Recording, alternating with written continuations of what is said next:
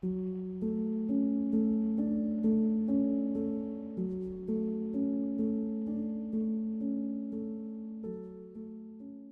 Adventures of Sherlock Holmes by Arthur Conan Doyle. Episode 3. A Case of Identity. "My dear fellow," said Sherlock Holmes as we sat on either side of the fire in his lodgings at Baker Street, "life is infinitely stranger than anything which the mind of man could invent. We would not dare to conceive the things which are really mere commonplaces of existence. If we could fly out of that window hand in hand, hover over this great city, gently remove the roofs, and peep in at the queer things which are going on, the strange coincidences, the plannings, the cross-purposes, the wonderful chains of events, working through generations, and leading to the most outre results, it would make all fiction with its conventionalities and foreseen conclusions most stale and unprofitable." "And yet I am not convinced of it," I answered. "The cases which come to light in the papers are, as a rule, bald enough, and vulgar enough. We have in our police reports realism pushed to its extreme limits, and yet the result is, it must be confessed, neither fascinating nor artistic. A certain selection and discretion must be used in producing a realistic effect," remarked Holmes. "This is wanting in the police report, where more stress is laid, perhaps, upon the platitudes of the magistrate than upon the details, which to an observer contain the vital essence of the whole matter.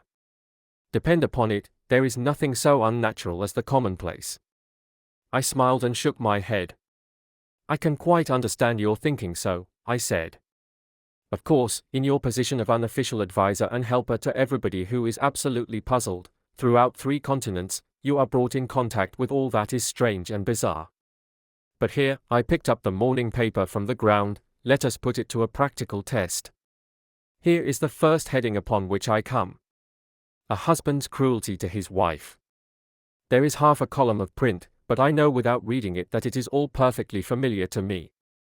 There is, of course, the other woman, the drink, the push, the blow, the bruise, the sympathetic sister or landlady. The crudest of writers could invent nothing more crude. Indeed, your example is an unfortunate one for your argument," said Holmes, taking the paper and glancing his eye down it. "This is the Dundas separation case, and, as it happens, I was engaged in clearing up some small points in connection with it. The husband was a teetotaler, there was no other woman, and the conduct complained of was that he had drifted into the habit of winding up every meal by taking out his false teeth and hurling them at his wife, which, you will allow, is not an action likely to occur to the imagination of the average storyteller.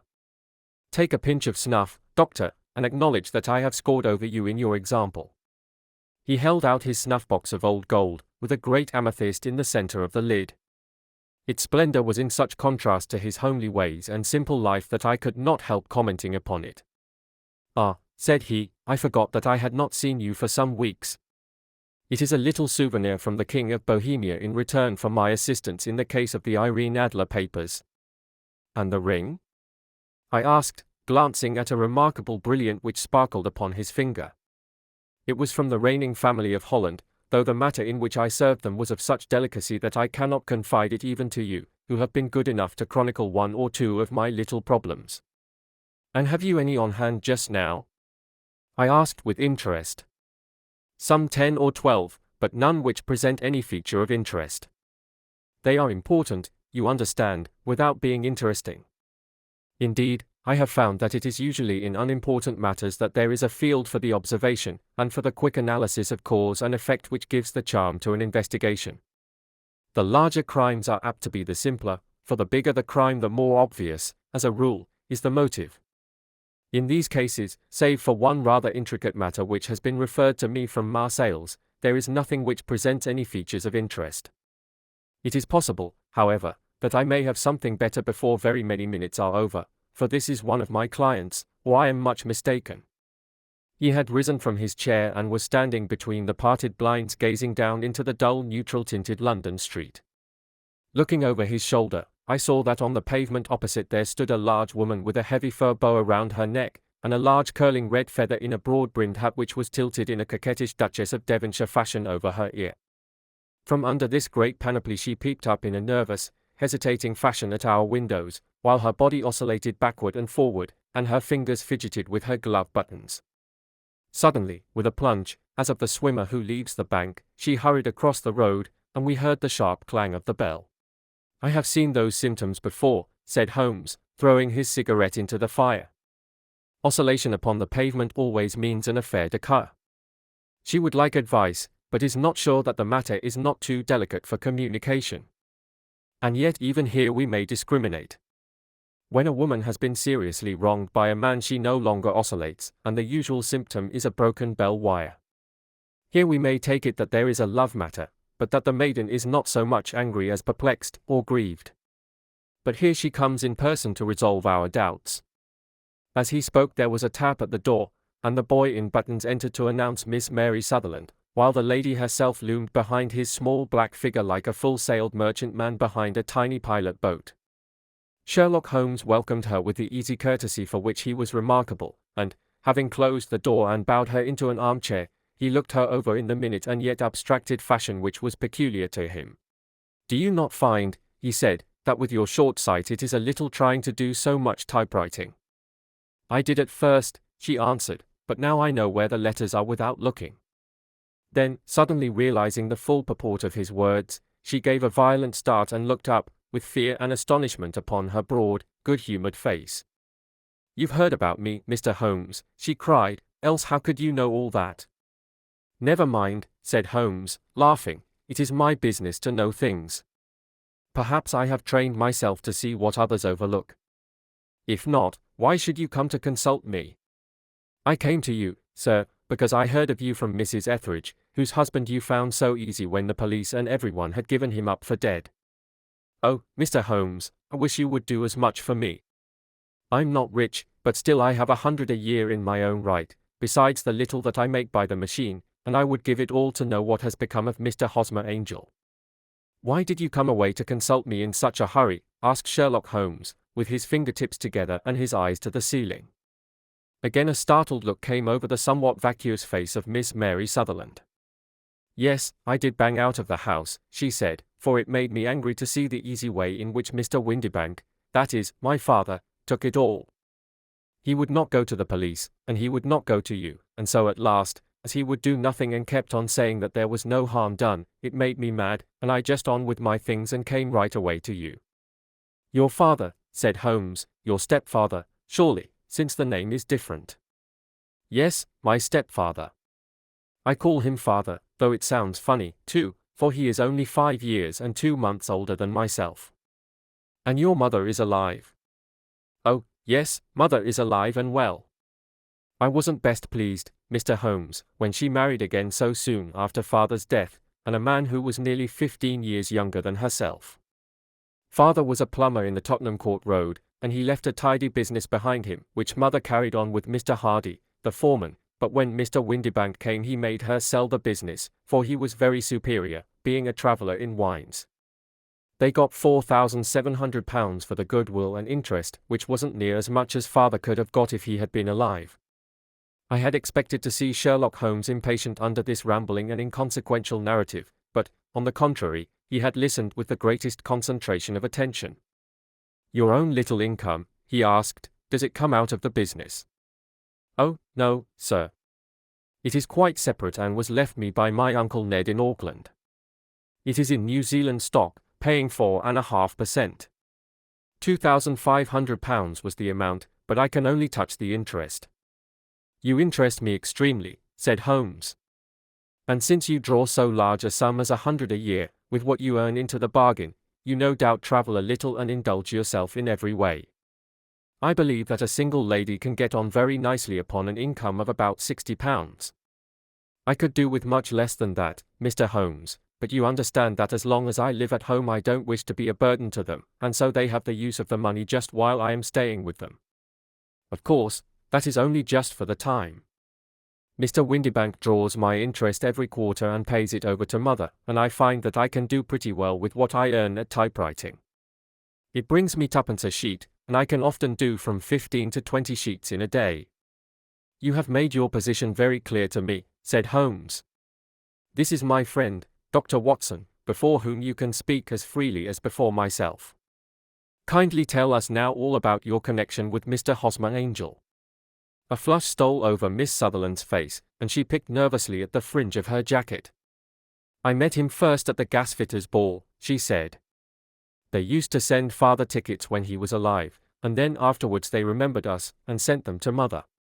Mr. Windibank did not wish us to go. He never did wish us to go anywhere. He would get quite mad if I wanted so much as to join a Sunday school treat. But this time I was set on going, and I would go, for what right had he to prevent? He said the folk were not fit for us to know, when all father's friends were to be there. And he said that I had nothing fit to wear, when I had my purple plush that I had never so much as taken out of the drawer.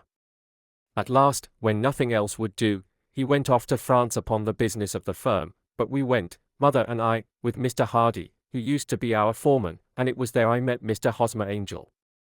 I suppose, said Holmes, that when Mr. Windibank came back from France he was very annoyed at your having gone to the ball. Oh, well, he was very good about it. He laughed, I remember, and shrugged his shoulders, and said there was no use denying anything to a woman, for she would have her way. I see. Then at the gasfitters' ball you met, as I understand, a gentleman called Mr. Hosmer Angel. Yes, sir. I met him that night, and he called next day to ask if we had got home all safe, and after that we met him, that is to say, Mr. Holmes, I met him twice for walks, but after that father came back again, and Mr. Hosmer Angel could not come to the house any more. No? Well, you know father didn't like anything of the sort. He wouldn't have any visitors if he could help it, and he used to say that a woman should be happy in her own family circle. But then, as I used to say to mother, a woman wants her own circle to begin with, and I had not got mine yet. But how about Mr. Hosmer Angel? Did he make no attempt to see you? Well, father was going off to France again in a week, and Hosmer wrote and said that it would be safer and better not to see each other until he had gone. We could write in the meantime, and he used to write every day. I took the letters in the morning, so there was no need for father to know. Were you engaged to the gentleman at this time? Oh, yes, Mr. Holmes. We were engaged after the first walk that we took. Hosmer, Mr. Angel, was a cashier in an office in Leadenhall Street, and... What office? That's the worst of it, Mr. Holmes, I don't know. Where did he live, then? He slept on the premises. And you don't know his address? No, except that it was Leadenhall Street. Where did you address your letters, then? To the Leadenhall Street post office, to be left till called for. He said that if they were sent to the office he would be chaffed by all the other clerks about having letters from a lady, so I offered to typewrite them, like he did his, but he wouldn't have that, for he said that when I wrote them they seemed to come from me, but when they were typewritten he always felt that the machine had come between us. That will just show you how fond he was of me, Mr. Holmes, and the little things that he would think of. It was most suggestive, said Holmes. It has long been an axiom of mine that the little things are infinitely the most important. Can you remember any other little things about Mr. Hosmer Angel? He was a very shy man, Mr. Holmes. He would rather walk with me in the evening than in the daylight, for he said that he hated to be conspicuous. Very retiring and gentlemanly he was. Even his voice was gentle. He'd had the quinsy and swollen glands when he was young, he told me, and it had left him with a weak throat, and a hesitating, whispering fashion of speech. He was always well dressed, very neat and plain, but his eyes were weak, just as mine are, and he wore tinted glasses against the glare. Well, and what happened when Mr. Windibank, your stepfather, returned to France? Mr. Hosmer Angel came to the house again and proposed that we should marry before father came back. He was in dreadful earnest and made me swear, with my hands on the testament, that whatever happened I would always be true to him. Mother said he was quite right to make me swear, and that it was a sign of his passion. Mother was all in his favor from the first and was even fonder of him than I was. Then, when they talked of marrying within the week, I began to ask about father, but they both said never to mind about father, but just to tell him afterwards, and mother said she would make it all right with him. I didn't quite like that, Mr. Holmes. It seemed funny that I should ask his leave, as he was only a few years older than me, but I didn't want to do anything on the sly, so I wrote to father at Bordeaux, where the company has its French offices, but the letter came back to me on the very morning of the wedding. It missed him, then? Yes, sir, for he had started to England just before it arrived. Ha! That was unfortunate. Your wedding was arranged, then, for the Friday. Was it to be in church? Yes, sir, but very quietly. It was to be at St. Saviour's, near King's Cross, and we were to have breakfast afterwards at the St. Pancras Hotel. Hosmer came for us in a hansom, but as there were two of us he put us both into it and stepped himself into a four-wheeler, which happened to be the only other cab in the street. We got to the church first, and when the four-wheeler drove up we waited for him to step out, but he never did, and when the cabman got down from the box and looked there was no one there. The cabman said that he could not imagine what had become of him, for he had seen him get in with his own eyes. That was last Friday, Mr. Holmes, and I have never seen or heard anything since then to throw any light upon what became of him. It seems to me that you have been very shamefully treated, said Holmes. Oh, no, sir. He was too good and kind to leave me so. Why, all the morning he was saying to me that, whatever happened, I was to be true, and that even if something quite unforeseen occurred to separate us, I was always to remember that I was pledged to him, and that he would claim his pledge sooner or later. It seemed strange talk for a wedding morning, but what has happened since gives a meaning to it. Most certainly it does. Your own opinion is, then, that some unforeseen catastrophe has occurred to him? Yes, sir. I believe that he foresaw some danger, or else he would not have talked so. And then I think that what he foresaw happened. But you have no notion as to what it could have been? None. One more question. How did your mother take the matter? She was angry, and said that I was never to speak of the matter again. And your father? Did you tell him? Yes, and he seemed to think, with me, that something had happened, and that I should hear of Hosmer again. As he said, what interest could anyone have in bringing me to the doors of the church, and then leaving me?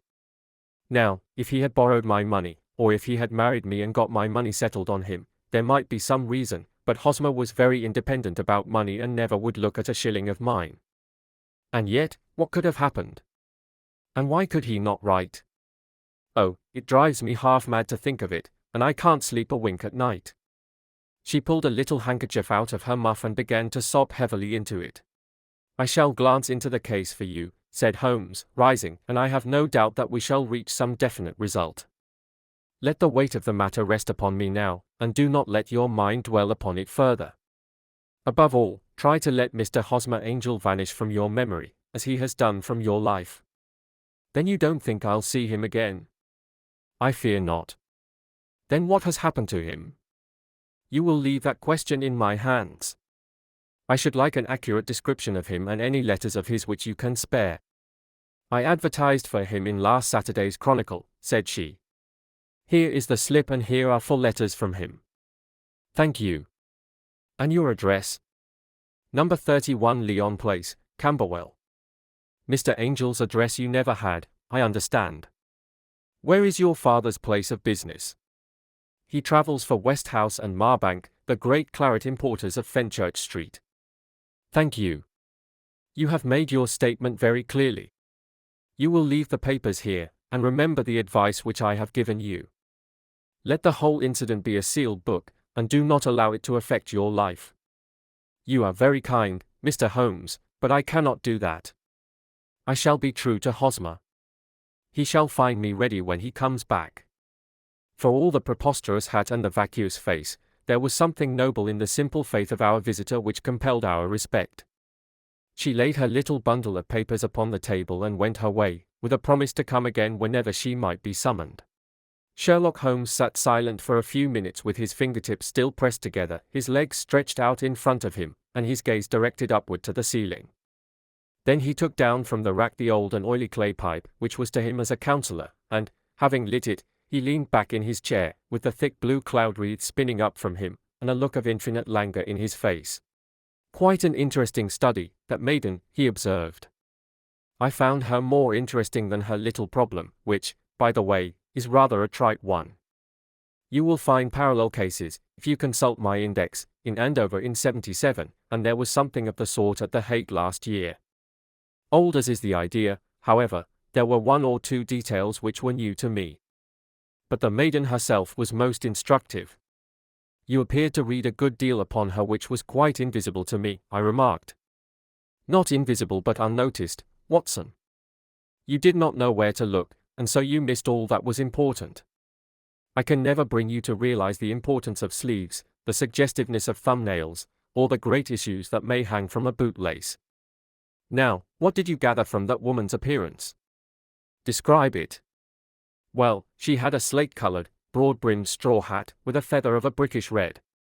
Her jacket was black, with black beads sewn upon it and a fringe of little black jet ornaments.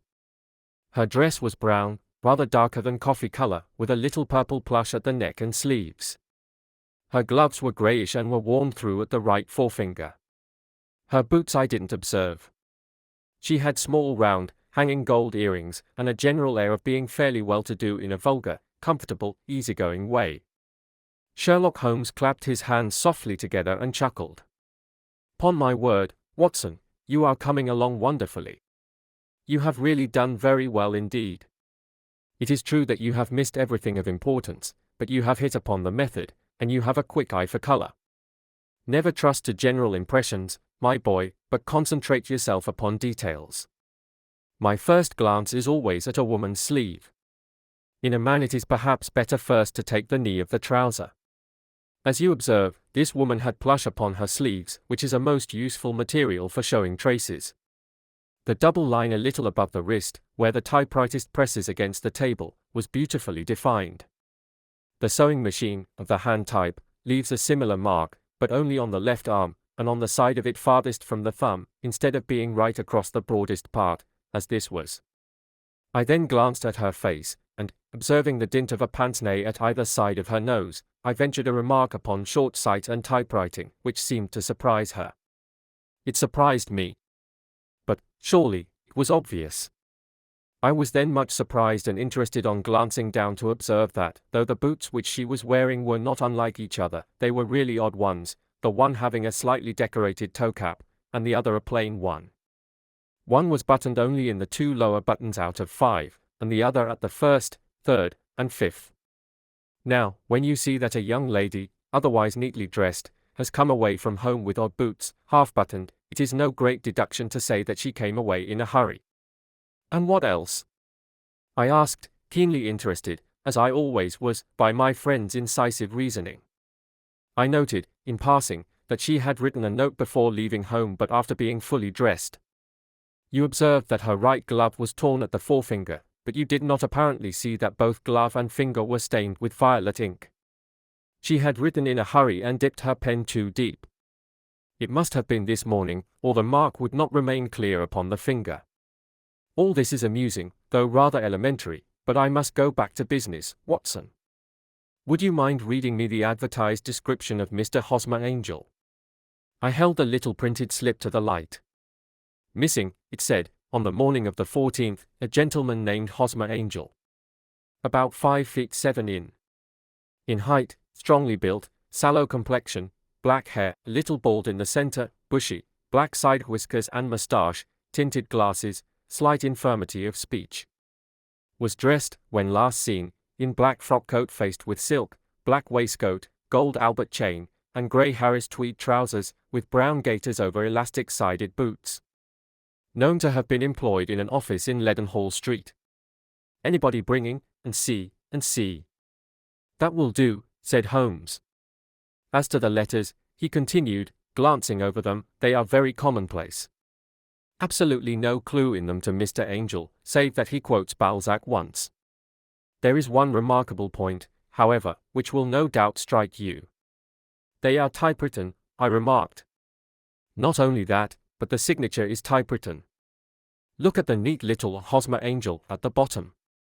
There is a date, you see, but no superscription except Leadenhall Street, which is rather vague. The point about the signature is very suggestive, in fact, we may call it conclusive. Of what? My dear fellow, is it possible you do not see how strongly it bears upon the case? I cannot say that I do unless it were that he wished to be able to deny his signature if an action for breach of promise were instituted. No, that was not the point. However, I shall write 2 letters which should settle the matter. One is to a firm in the city, the other is to the young lady's stepfather, Mr. Windibank, asking him whether he could meet us here at 6 o'clock tomorrow evening. It is just as well that we should do business with the male relatives. And now, Doctor, we can do nothing until the answers to those letters come, so we may put our little problem upon the shelf for the interim. I had had so many reasons to believe in my friend's subtle powers of reasoning and extraordinary energy in action that I felt that he must have some solid grounds for the assured and easy demeanor with which he treated the singular mystery which he had been called upon to fathom. Once only had I known him to fail, in the case of the King of Bohemia and of the Irene Adler photograph, but when I looked back to the weird business of the sign of 4, and the extraordinary circumstances connected with the study in scarlet, I felt that it would be a strange tangle indeed which he could not unravel. I left him then, still puffing at his black clay pipe, with the conviction that when I came again on the next evening I would find that he held in his hands all the clues which would lead up to the identity of the disappearing bridegroom of Miss Mary Sutherland. A professional case of great gravity was engaging my own attention at the time, and the whole of next day I was busy at the bedside of the sufferer. It was not until close upon 6 o'clock that I found myself free and was able to spring into a hansom and drive to Baker Street, half afraid that I might be too late to assist at the denouement of the little mystery. I found Sherlock Holmes alone, however, half asleep, with his long, thin form curled up in the recesses of his armchair. A formidable array of bottles and test tubes, with the pungent cleanly smell of hydrochloric acid, told me that he had spent his day in the chemical work which was so dear to him. "Well, have you solved it?" I asked as I entered. "Yes." It was the bisulfate of baryta. "No, no, the mystery," I cried. "Oh, that. I thought of the salt that I have been working upon. There was never any mystery in the matter, though, as I said yesterday, some of the details are of interest. The only drawback is that there is no law, I fear, that can touch the scoundrel. Who was he, then, and what was his object in deserting Miss Sutherland?" The question was hardly out of my mouth, and Holmes had not yet opened his lips to reply, when we heard a heavy footfall in the passage and a tap at the door. "This is the girl's stepfather, Mr. James Windibank," said Holmes. "He has written to me to say that he would be here at 6. Come in." The man who entered was a sturdy, middle-sized fellow, some 30 years of age, clean-shaven, and sallow-skinned, with a bland, insinuating manner, and a pair of wonderfully sharp and penetrating grey eyes. He shot a questioning glance at each of us, placed his shiny top hat upon the sideboard, and with a slight bow sidled down into the nearest chair. "Good evening, Mr. James Windibank," said Holmes. "I think that this typewritten letter is from you, in which you made an appointment with me for 6 o'clock. "Yes, sir. I am afraid that I am a little late, but I am not quite my own master, you know. I am sorry that Miss Sutherland has troubled you about this little matter, for I think it is far better not to wash linen of the sort in public. It was quite against my wishes that she came, but she is a very excitable, impulsive girl, as you may have noticed, and she is not easily controlled when she has made up her mind on a point. Of course, I did not mind you so much, as you are not connected with the official police, but it is not pleasant to have a family misfortune like this noised abroad. Besides, it is a useless expense, for how could you possibly find this Hosmer Angel?" "On the contrary," said Holmes quietly, "I have every reason to believe that I will succeed in discovering Mr. Hosmer Angel." Mr. Windibank gave a violent start and dropped his gloves. "I am delighted to hear it," he said. "It is a curious thing," remarked Holmes, "that a typewriter has really quite as much individuality as a man's handwriting. Unless they are quite new, no two of them write exactly alike. Some letters get more worn than others, and some wear only on one side. Now, you remark in this note of yours, Mr. Windibank, that in every case there is some little slurring over of the E, and a slight defect in the tail of the R. There are 14 other characteristics, but those are the more obvious. We do all our correspondence with this machine at the office, and no doubt it is a little worn," our visitor answered, glancing keenly at Holmes with his bright little eyes. "And now I will show you what is really a very interesting study, Mr. Windibank," Holmes continued. "I think of writing another little monograph some of these days on the typewriter and its relation to crime. It is a subject to which I have devoted some little attention. I have here 4 letters which purport to come from the missing man. They are all typewritten. In each case, not only are the E's are slurred and the R's tailless, but you will observe, if you care to use my magnifying lens, that the 14 other characteristics to which I have alluded are there as well. Mr. Windibank sprang out of his chair and picked up his hat. "I cannot waste time over this sort of fantastic talk, Mr. Holmes," he said. "If you can catch the man, catch him, and let me know when you have done it." "Certainly," said Holmes, stepping over and turning the key in the door. "I'll let you know, then, that I have caught him." "What?" "Where?" shouted Mr. Windibank, turning white to his lips and glancing about him like a rat in a trap. "Oh, it won't do, really it won't," said Holmes suavely. "There is no possible getting out of it, Mr. Windibank. It is quite too transparent, and it was a very bad compliment when you said that it was impossible for me to solve so simple a question." "That's right. Sit down and let us talk it over." Our visitor collapsed into a chair, with a ghastly face and a glitter of moisture on his brow. It's not actionable," he stammered. "I am very much afraid that it is not. But between ourselves, Windibank, it was as cruel and selfish and heartless a trick in a petty way as ever came before me. Now, let me just run over the course of events, and you will contradict me if I go wrong." The man sat huddled up in his chair, with his head sunk upon his breast, like one who is utterly crushed. Holmes stuck his feet up on the corner of the mantelpiece and, leaning back with his hands in his pockets, began talking, rather to himself, as it seemed, than to us. "The man married a woman very much older than himself for her money," said he, "and he enjoyed the use of the money of the daughter as long as she lived with them. It was a considerable sum, for people in their position, and the loss of it would have made a serious difference. It was worth an effort to preserve it. The daughter was of a good, amiable disposition, but affectionate and warm-hearted in her ways, so that it was evident that with her fair personal advantages, and her little income, she would not be allowed to remain single long. Now her marriage would mean, of course, the loss of 100 a year, so what does her stepfather do to prevent it? He takes the obvious course of keeping her at home and forbidding her to seek the company of people of her own age. But soon he found that that would not answer forever. She became restive, insisted upon her rights, and finally announced her positive intention of going to a certain ball. What does her clever stepfather do then? He conceives an idea more creditable to his head than to his heart. With the connivance and assistance of his wife he disguised himself, covered those keen eyes with tinted glasses, masked the face with a moustache and a pair of bushy whiskers, sunk that clear voice into an insinuating whisper, and doubly secure on account of the girl's short sight, he appears as Mr. Hosmer Angel, and keeps off other lovers by making love himself. It was only a joke at first, groaned our visitor. We never thought that she would have been so carried away. Very likely not. However that may be, the young lady was very decidedly carried away, and, having quite made up her mind that her stepfather was in France, the suspicion of treachery never for an instant entered her mind.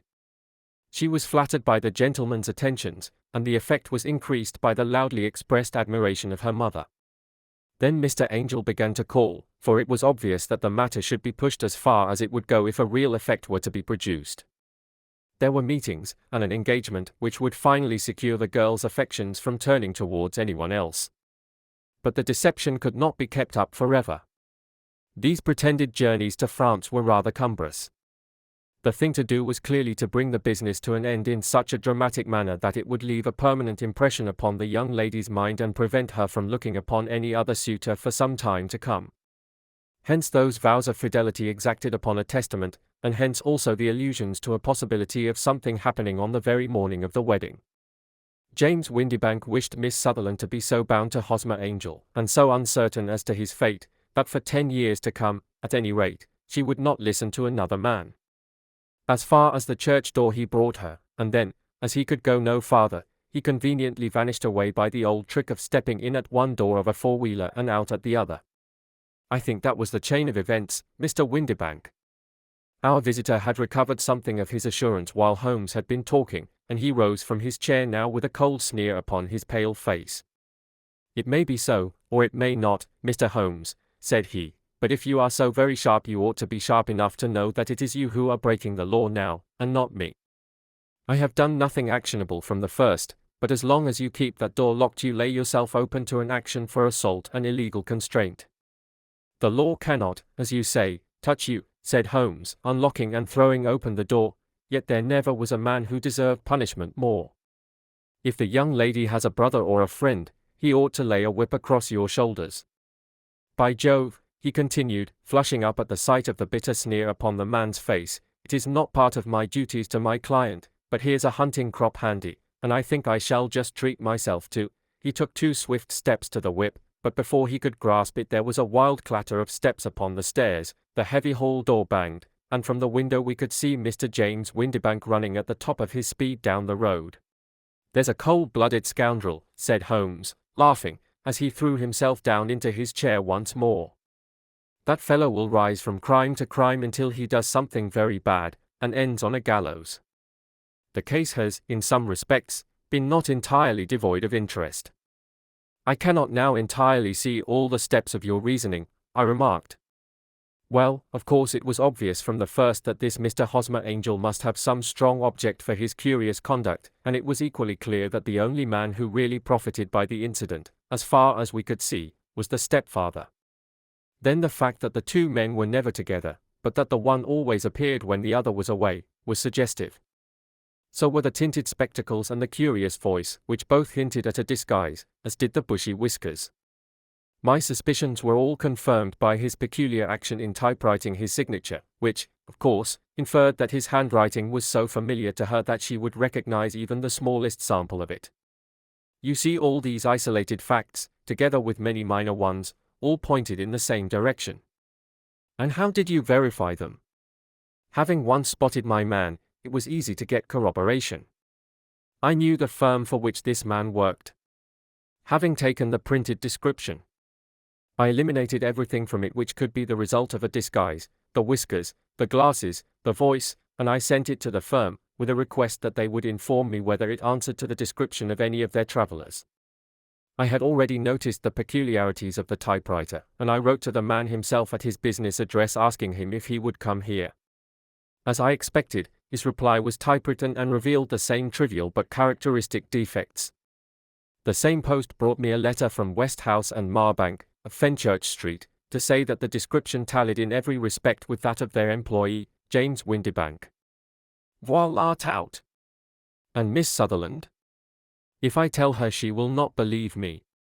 You may remember the old Persian saying, there is danger for him who taketh the tiger cub, and danger also for whoso snatches a delusion from a woman. There is as much sense in Hafiz as in Horace, and as much knowledge of the world. The end.